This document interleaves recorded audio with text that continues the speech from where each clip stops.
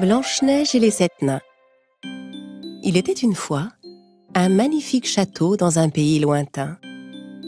Dans ce beau château vivait la plus belle des reines. Il ne manquait qu'une chose à son bonheur, c'était d'avoir un jour une jolie petite fille. Par une soirée d'hiver, alors que la reine cousait à la fenêtre, elle se piqua le doigt avec son aiguille. Elle essuya le sang sur son doigt avec un mouchoir et fit un vœu. « Je voudrais avoir une fille, à la peau blanche comme la neige, aux yeux plus brillants que les plus brillants joyaux, aux lèvres couleur cerise et au cœur rempli de joie, de tendresse et de bonheur. » Un beau jour, le vœu de la bonne reine se réalisa. Elle eut une magnifique petite fille. Le roi et la reine l'appelèrent Blanche-Neige. Les années passèrent, mais leur bonheur ne dura pas longtemps. La bonne reine tomba gravement malade et finit par mourir. Au bout de quelque temps, le roi commença à se sentir plus faible et vieux. Il avait besoin d'une femme auprès de lui et décida de se remarier. La nouvelle reine était très belle, mais elle avait le cœur mauvais. C'était une femme orgueilleuse et jalouse. Chaque jour, la méchante reine se regardait dans son miroir magique et lui posait la même question. « Miroir, miroir au mur, qui a beauté parfaite et pure ?» Et le miroir magique lui répondait « C'est vous, votre majesté. Vous êtes la plus belle de toutes. » Alors la reine était contente. Avec l'arrivée de la méchante reine, tout avait changé au château. À cause de ses méchantes actions, le royaume s'attirait de plus en plus d'ennuis. Pour arranger les choses, le roi dut entreprendre un voyage et s'absenter du château. La méchante reine était ravie, car le roi parti loin du château, elle pouvait agir à sa guise. Plusieurs années passèrent, et Blanche-Neige, en grandissant, était devenue une belle jeune fille. Un jour, non loin du château, un jeune prince aperçut le reflet de Blanche-Neige dans l'eau de la rivière où il s'était penché pour boire. Il se redressa, regarda autour de lui, mais il ne vit que les oiseaux qui gazouillaient au-dessus de sa tête. Un jour, alors que la reine demandait à son miroir « Miroir, miroir au mur, qui a beauté parfaite et pure ?» Le miroir répondit Eh bien, désolé, majesté, mais la plus belle de toutes, ce n'est plus vous. La plus belle de toutes, c'est Blanche-Neige. » En entendant la réponse du miroir, la reine fut furieuse. Elle appela aussitôt son plus fidèle chasseur et lui donna un ordre terrible. « Emmène Blanche-Neige dans la forêt et rapporte-moi son cœur. »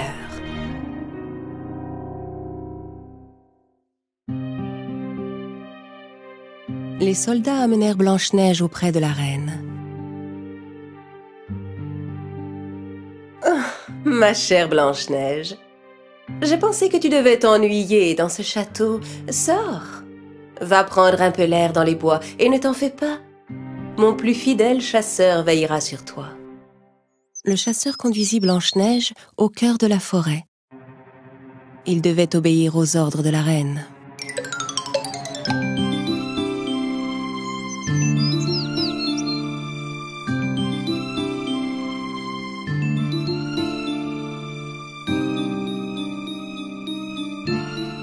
Mais voyant que Blanche-Neige avait un cœur si pur et plein de bonté, le chasseur n'eut pas le courage de lui faire du mal. Il la mit en garde et lui dit de ne plus jamais revenir au château. Et au coucher du soleil, il la laissa dans les bois et partit. Blanche-Neige était effrayée, seule dans la sombre forêt. Elle s'assit sous un arbre et se mit à pleurer. Et puis elle finit par s'endormir. Au matin, Blanche-Neige fut réveillée par le chant des oiseaux. Tous ses petits amis s'étaient rassemblés autour d'elle. Les petits oiseaux de la forêt, qui connaissaient et aimaient leur princesse, la guidèrent dans les bois. Ils la conduisirent jusqu'à une jolie petite maison. Un peu hésitante, Blanche-Neige ouvrit la porte. Tout était tout petit dans la maison, et elle était tout en désordre.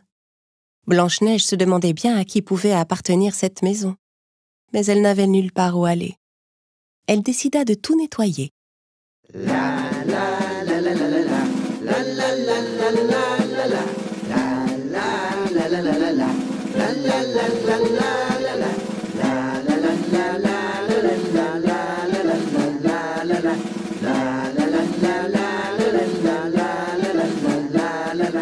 Quand elle eut fini de mettre de l'ordre dans la maison, Blanche-Neige prépara à manger avec les petits ustensiles de cuisine.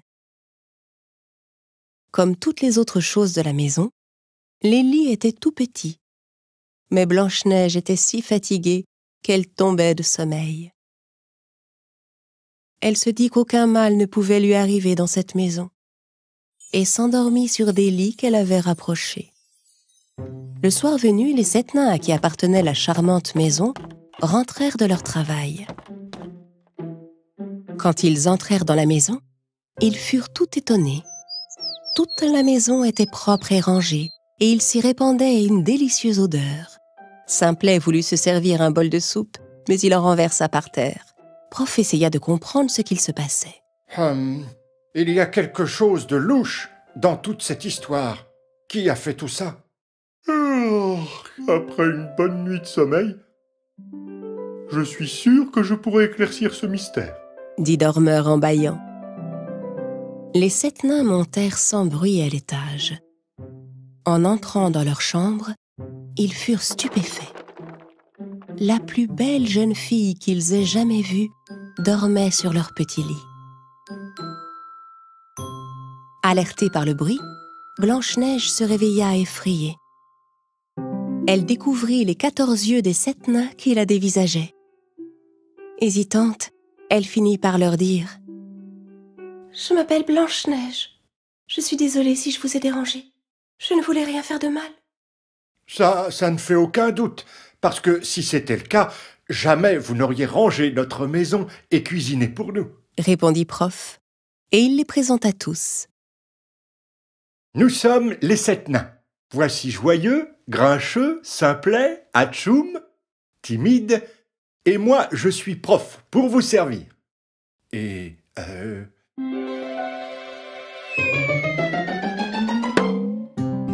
lui, là-bas, c'est Dormeur.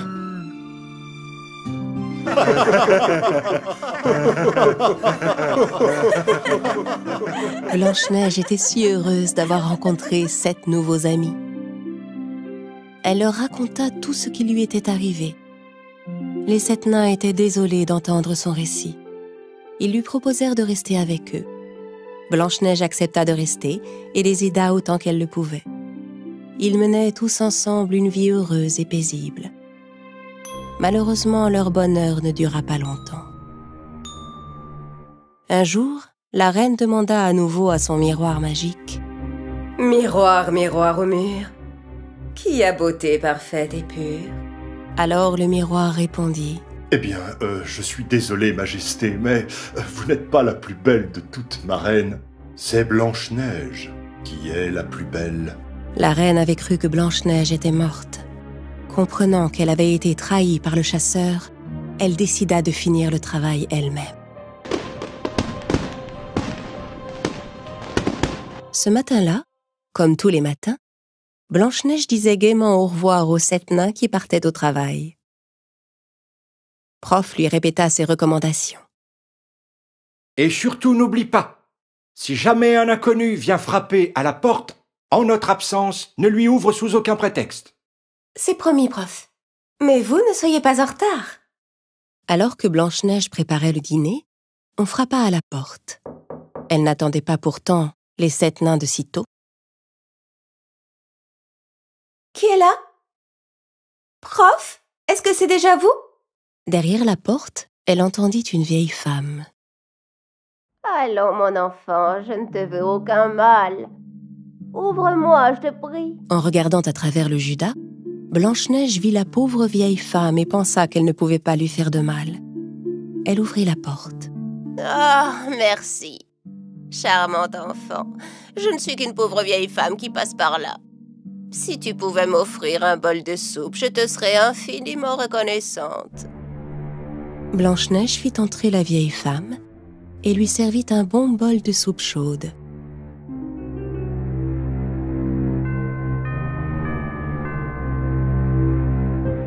Merci beaucoup, mon enfant. Je n'ai pas d'argent à te donner, mais je peux t'offrir une de ces délicieuses pommes rouges que j'ai dans mon panier. Goûte-la, tu verras, à la première bouchée, tu te sentiras au paradis. Tentée, Blanche-Neige croqua dans la pomme. Mais à la première bouchée, elle s'évanouit et s'écroula sur le sol. La vieille femme n'était autre que la méchante reine qui s'était déguisée. Et la délicieuse pomme était en fait empoisonnée. Une seule bouchée avait suffi à plonger Blanche-Neige dans un profond sommeil dont elle ne pouvait plus se réveiller.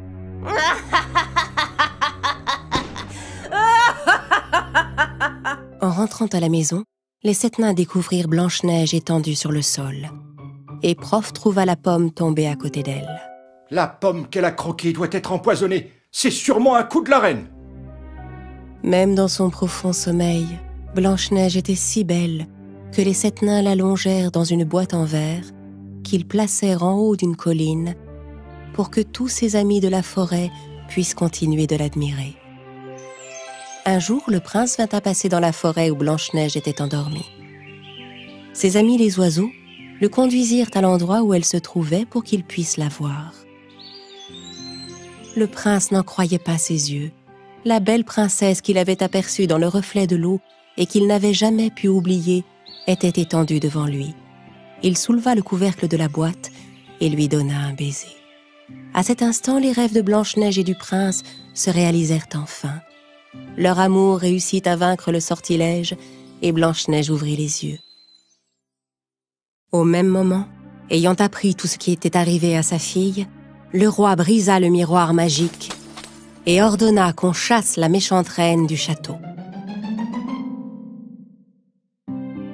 Blanche-Neige put enfin rentrer chez elle et retrouva son père. Le roi organisa pour sa fille et le prince une merveilleuse noce. Le roi, Blanche-Neige, le prince et les 7 nains vécurent heureux pour toujours.